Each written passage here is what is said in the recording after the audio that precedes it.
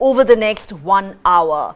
But our top focus today is on the Russia-Ukraine war. The war is coming back to Russia. That's the stark warning issued by Ukrainian President Volodymyr Zelenskyy after a drone attack on the Russian capital, Moscow. In fact, Zelenskyy added that the attacks on Russian territory were an inevitable, natural and absolutely fair process of the war between the two countries. This comes after Russia's defense ministry confirmed that 3 Ukrainian drones had been downed on Sunday, with 2 crashing into government offices in Moscow. The Vnukovo airport, southwest of the city centre, was also briefly shot.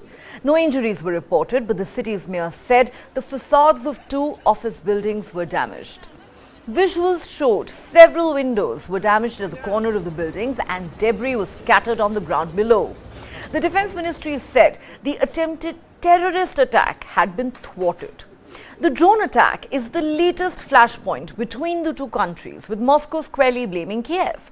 In a video address, Zelenskyy claimed Ukraine was getting stronger. He said, and I quote, "Today is the 502nd day of the so-called special military operation, which the Russian leadership thought would last a couple of weeks. Gradually, the war is returning to the territory of Russia, to its symbolic centers and military bases, and this is an inevitable, natural and absolutely fair process." Remember, Kyiv has never directly claimed responsibility for any attack on Russia. And while this statement by the Ukrainian president is not quite a confession, but it does mark a new degree of assertiveness. Significantly, on the other side, President Vladimir Putin has claimed that Russia has not rejected peace talks, but Kyiv's current approach is not conducive for it. And ratcheting up the war rhetoric yet again, former Russian president and close Putin ally Dmitry Medvedev has said Moscow would have to use a nuclear weapon if Kyiv's ongoing counter-offensive is a success. Medvedev, who is deputy chairman of Russia's Security Council, a body chaired by Putin himself, said on the social media there would be no other option if Ukraine took what he described as our land. Moscow, located about 500 kilometers from the Ukrainian border, has rarely been targeted since Russia launched its full-scale invasion of Ukraine in February last year. But Russia has accused Ukraine of launching a series of drone strikes on its territory in recent months, including on the capital. In May, for instance, Russia claimed that Ukraine used 2 drones to attack the Kremlin, the very seat of power in Moscow. Ukraine denied attacking the Kremlin or targeting President Putin. Russia's defense ministry has also claimed that Ukraine carried out an overnight drone attack on Crimea, territory that was annexed by Russia in 2014. So why do these drone attacks on Russia matter? Drone attacks, among other things, are an opportunity for Zelenskyy to address the Russian people, the majority of whom seem to believe that Moscow's invasion of Ukraine was justified. Now, if they begin to worry about explosions taking place close to home and view it in the context of the war in Ukraine, Zelenskyy believes it makes it a bit harder for Putin to justify his invasion, which he is looking to expand. Meanwhile, Zelenskyy has also warned that Kyiv expects Moscow to resume its attacks on Ukraine's energy system once cold weather returns later this year. Nearly 40% of the Ukrainian energy system was damaged in Russian missile and drone strikes of the past winter. The attacks had plunged Ukrainian cities into darkness and cold. Kyiv alleged that the attacks targeting its energy grids were a deliberate strategy to harm civilians and called it a war crime. Moscow said the attacks were launched to reduce Ukraine's ability to fight. The question we're asking on Global Lens tonight is this. Now in its 18th month, just how is the Russia-Ukraine war currently poised? Are there tangible reasons for Zelenskyy and the international community to believe that the war is indeed coming back to Russia? Or is the statement by the Ukrainian president more bravado than a reflection of the ground realities? Has Russia, which believed the war would be over in 2 weeks, suffered serious reverses enough for it to consider going back to the negotiating table? With the war seemingly working to nobody's advantage, does peace have a real chance?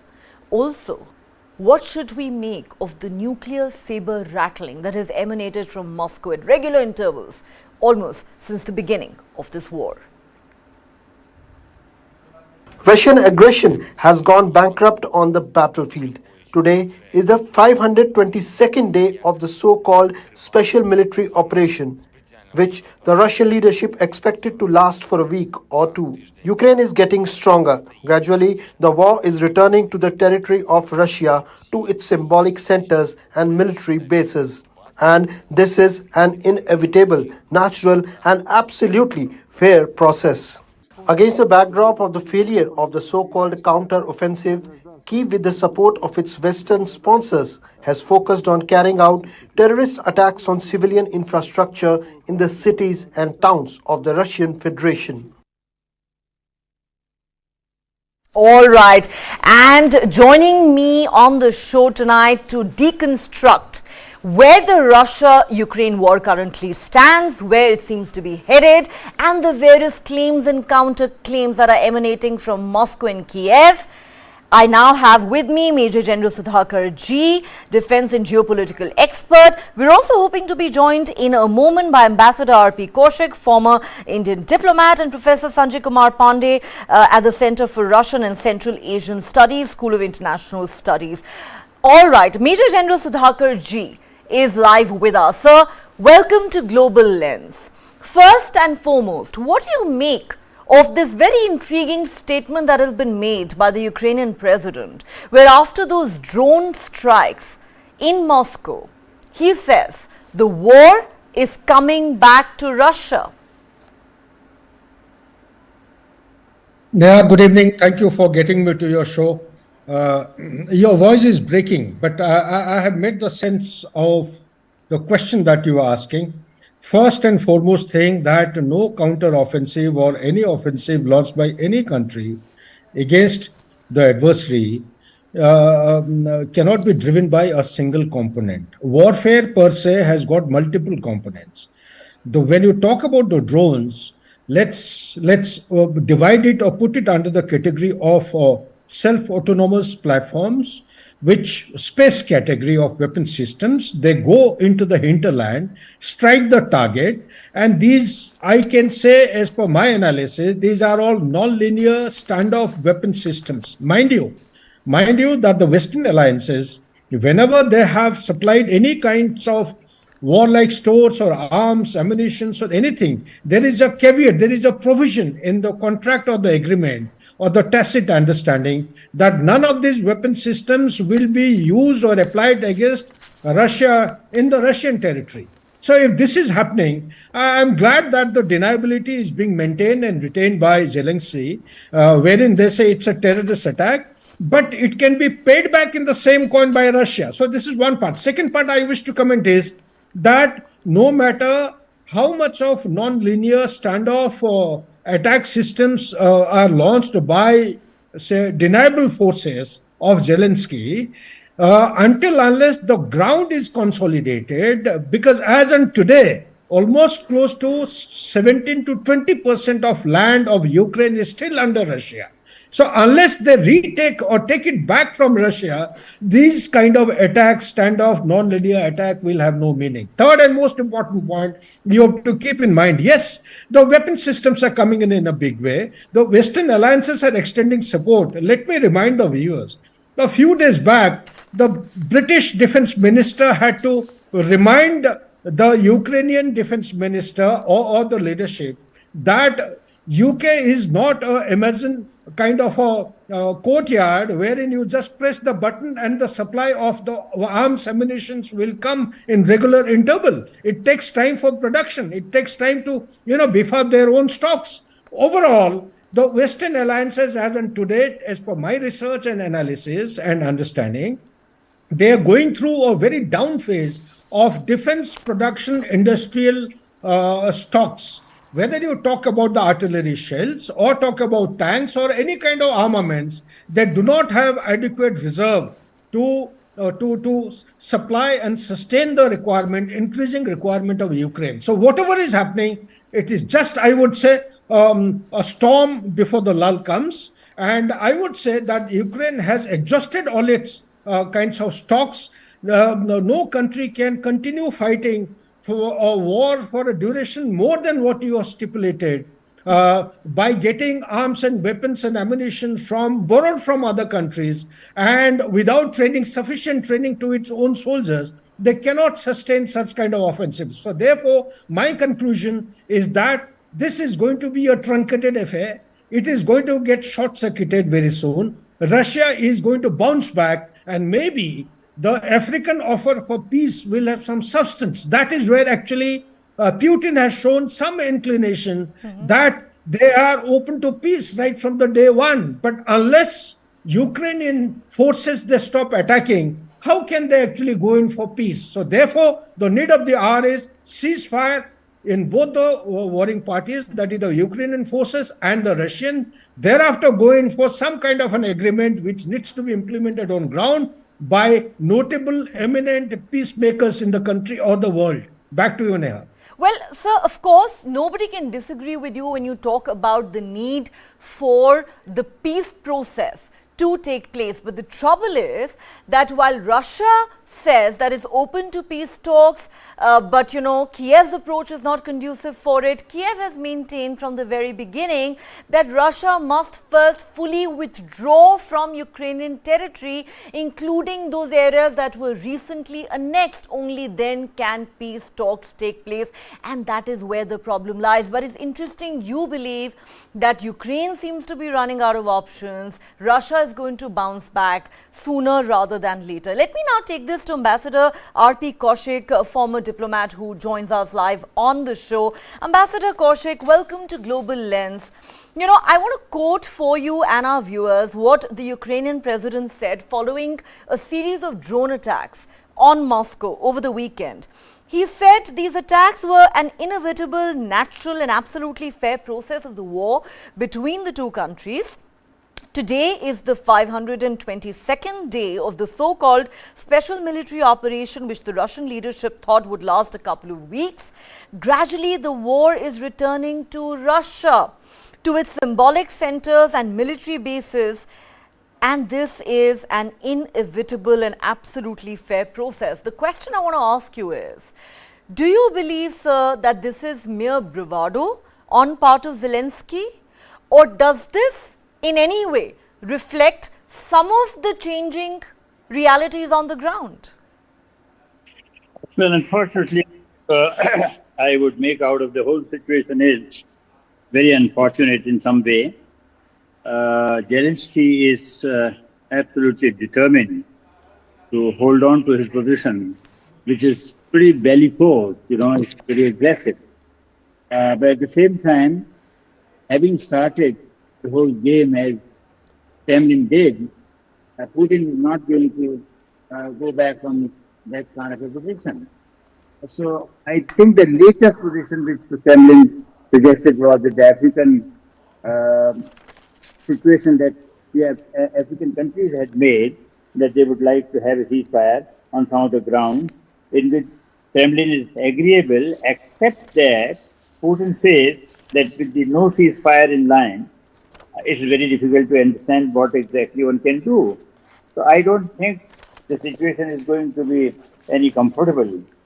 From what I can understand, the historical perspective has to be kept in mind. The Ukrainian territory on the east is a lot of Russian population lives there. And they have been feeling pretty uneasy, or this is how at least the interpretation on the surface is.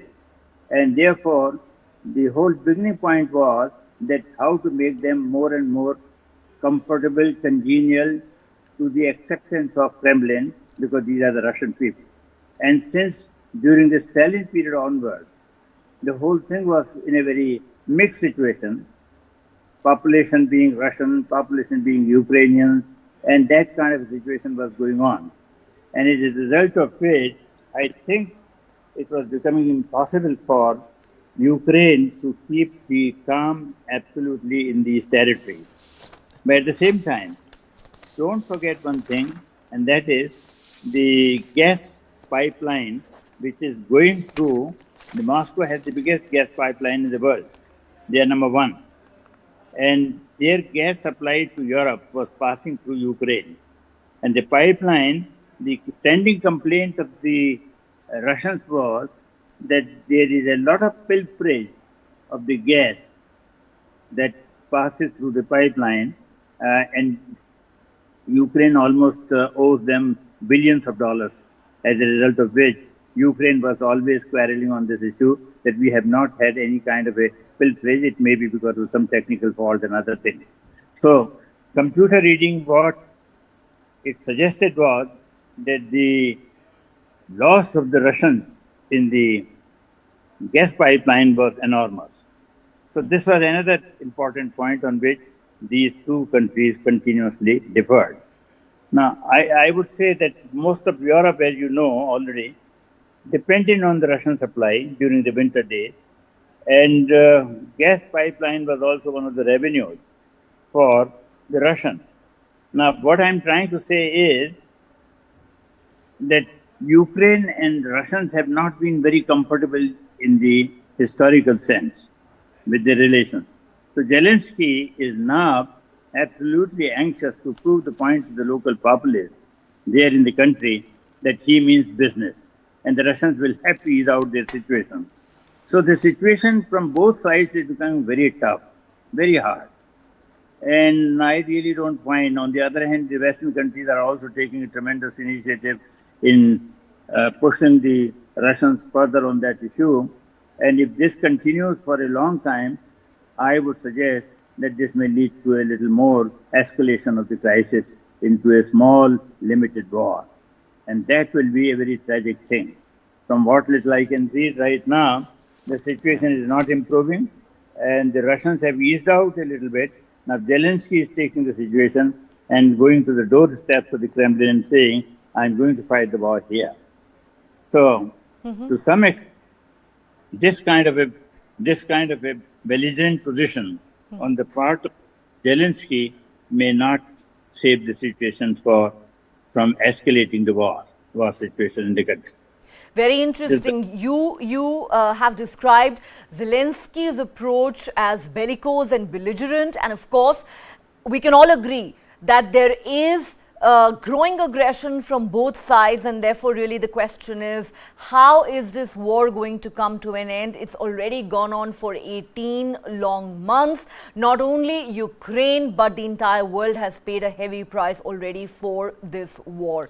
Let me now bring in Professor Sanjay Kumar Pandey. He joins us on the show as well at this point. Professor Pandey, you know, while referring to the drone attacks that occurred over Moscow over the weekend, Zelenskyy said the war is coming back to Russia.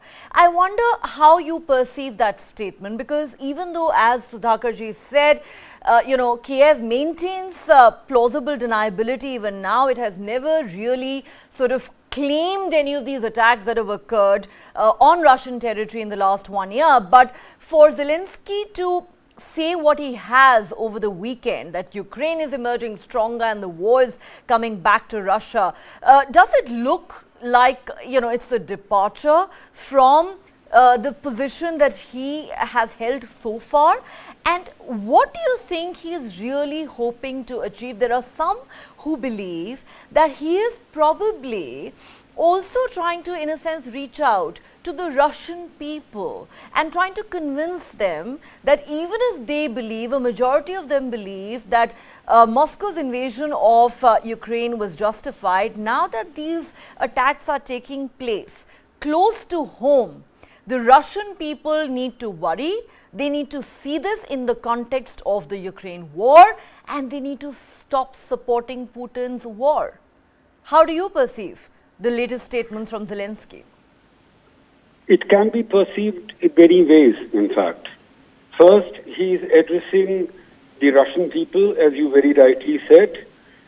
He wants to tell them that up till now, the war was mainly fought in Ukrainian territory, but now is the time when the Russians themselves might have to pay for the war, and the war has come home for them.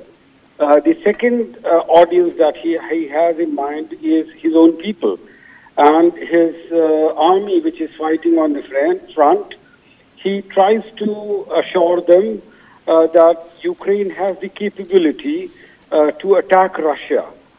So in that sense, it is a morale booster for his army and for his people. Well, at the same time, we should remember that even now, he has not fully claimed or owned up the attacks. Earlier, he was denying. Now he just says that this is something which was inevitable and which is in many ways justifiable.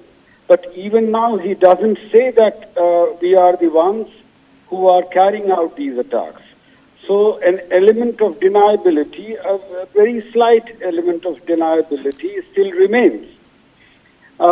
We should also keep in mind that on the ground, despite the counter-offensive having been launched last month, the Ukrainian forces have inched towards occupying some territory, but they have not achieved any convincing victories or gained significant territories. So that is something which in certain ways is unnerving for Ukraine. And so this can be seen as trying to boost up the morale of his forces and his people. All right, trying to boost the morale of the forces and the Ukrainian people. But really, fact of the matter is that Zelenskyy does realize deep down inside that the country is actually faced with another tough winter ahead. We know that the kind of attacks that Russia carried out on the entire energy infrastructure in Ukraine during last year's winter, it proved to be absolutely crippling for the Ukrainians, and Zelenskyy has warned his people that another round of such attacks are coming and the Ukrainian people must brace themselves for it. But let me now go back to Major General Sudhakarji at this point. Sir, you know, we've talked about what the claims and the counterclaims mean, whether this is bravado and mere psychological warfare, or does this in any way reflect the ground realities? But fact of the matter is that, when we talk about growing belligerence on both sides, one thing that has come up repeatedly are claims that this war could go nuclear. Now, on the one hand, Putin says we've not rejected peace talks, but Kyiv must alter its approach. On the other hand, Putin's right-hand man, the former president of Russia, Dmitry Medvedev, has said, and I'm quoting him, "We would be forced to use a nuclear weapon if the Ukrainian offensive is a success. If they capture what he calls our land," he says, "we will be left with no choice." Now, it is no secret that Putin has been dangling the nuclear threat at regular intervals almost since the beginning of this war. But what is one to make of this constant nuclear saber rattling that is taking place? Neha, very interesting question and good narrative you have given. There are no quick answers, but let me reflect my thoughts quickly on 2-3 issues before I touch upon about the nuclear saber rattling. Firstly, whatever is happening today, let's not lose sight of the fact that Zelenskyy has lost out on infantry. Why the ground offensive? You see, any kind of counter offensive will have an air component, it will have an artillery component, it will have a space component, it will also have a ground component. Any kind of offensive is considered as per the military science as successful only when the ground component links up with the air component or the space component. In the instant case, maybe our viewers should be mindful of the fact that the quantum of infantry which was available with Zelenskyy, as also the number of mercenaries, has reduced substantially. Therefore, they have not been able to break through the layers of defenses, strategic defenses, which Russia had made during the extended Bakhmut offensive. One. Number two, you see there is a shortage world over, whether it is the European countries or America itself, there is a acute shortage of artillery shells and the armaments. And particularly, in order to actually meet the deficiency or address the deficiency, the cluster bombs, despite the fact they have been banned by more than 125 countries in the world, have been provided to Ukraine. Third and most important point, which you have raised about the nuclear saber rattling. Well, as per my assessment, this saber rattling will continue, and it is not that easy. You see, the tactical nuclear weapons, we may prefix the terminology nuclear weapon by tactical. This nuclear weapon is a strategic weapon. By the dent of the extent of the damage which a tactical nuclear weapon can cause, it doesn't, the impact and the effect of a nuclear weapon doesn't remain tactical or restricted to a particular zone. It spreads. The radiation is very far and wide, and it goes extensively beyond a particular line. So what I'm coming to is that there will be saber rattling, but the usage of this weapon system will depend on the red line, the threshold. What is the threshold for Russia? Is the threshold of Russia Donetsk or the Luhansk, the land which they have captured 20% of Ukraine land, if it is recaptured back by them, or it is something else? As per me, Neha, the Crimea Peninsula is very, very strategic and strategically important. It gives added advantage, geopolitical dimension, which has got substantive value addition to Russia. Crimea Peninsula actually gives a takeoff point into the warm waters of Mediterranean, Black Sea, and followed by the Mediterranean. Therefore, for the sea lane, some communication to remain open and also to enable Russia to indulge in commercial activities and join up with the countries which are in alliance or in support of Russia, it requires Crimea Peninsula. So any effort which goes in from Ukraine side to sever or to isolate Crimean Peninsula, or any attack to neutralize the Crimean Peninsula, will be the red line on which the nuclear weapons may be forced, the Russia may be forced to use. Whether they will use it or not is a matter of the international diplomacy and the geopolitics, in which multiple stakeholders will come into play. In my opinion, peace is paramount. We should go all out to carry out ceasefire forthwith in respect of both the countries. And we must try and apply the kind of a paradigm which has been applied in case of India and Pakistan. It is called a line of control. Whoever is wherever, that line has to be taken as accepted for the time being. Ceasefire must be put into effect and extended for subsequent diplomatic efforts and efforts of dialogue between both the countries and the international stakeholders. Only then the peace and harmony will come back to the zone. Otherwise, as per my assessment, the war can continue indefinitely. Back to you, Neha. The war will continue indefinitely. Even though Ukraine is significantly weaker compared to Russia, let's not forget that it does enjoy the backing of some of the most powerful countries in the world, including the United States and all the NATO countries.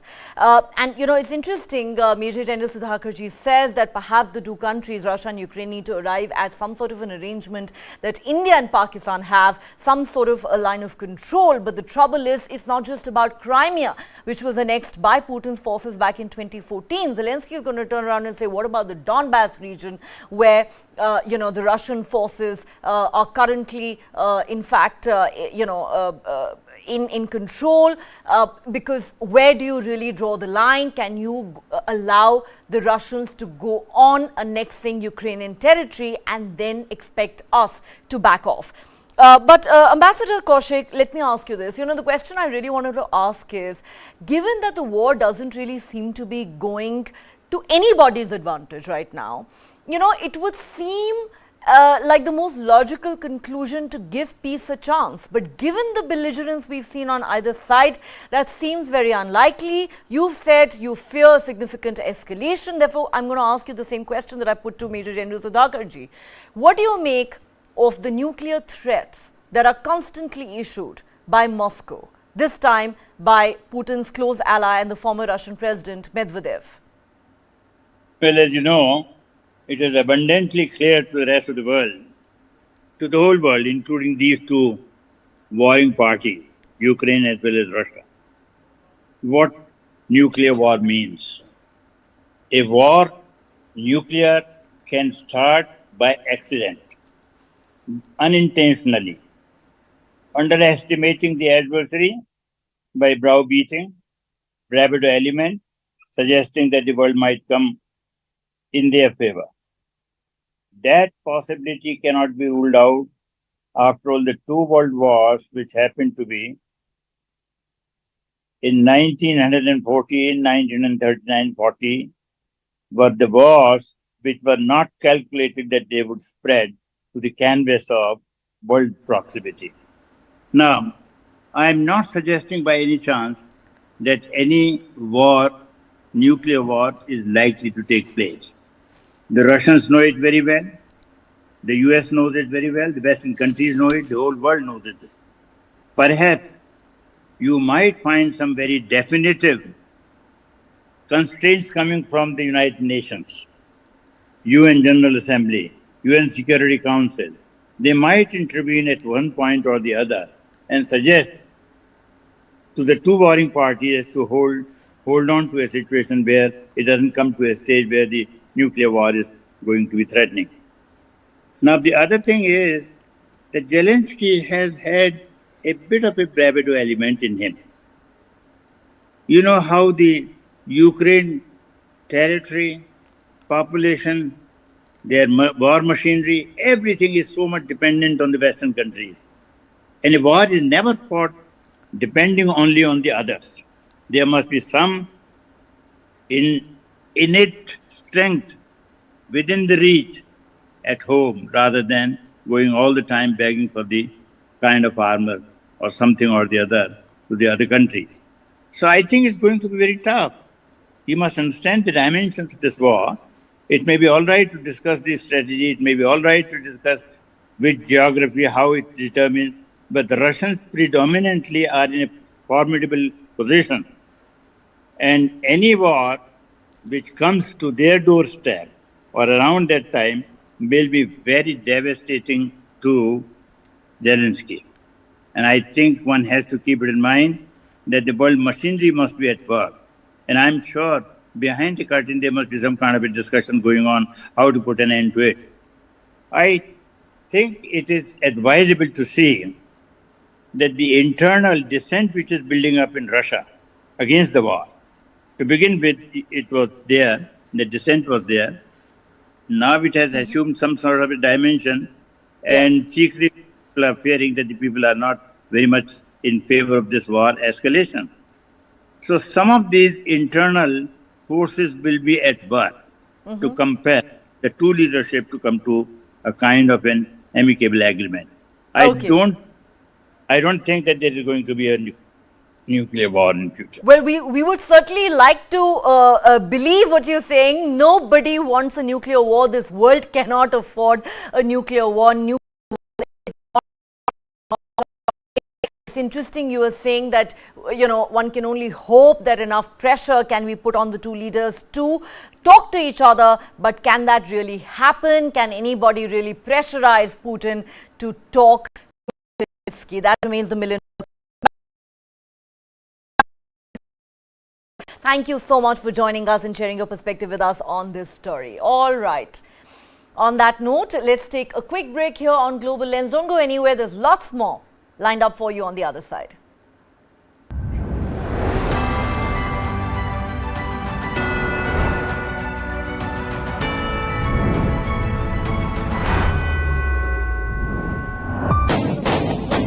Pakistan is actually genociding Baloch people. So being Baloch is a crime. If you are a Baloch, it means in the eyes of Pakistan, you don't have any right to live. The Chinese and Pakistanis are colonizing the Baloch and exploiting their resources. The Baloch armed struggle will continue unless China withdraws, Pakistan military withdraws from Balochistan and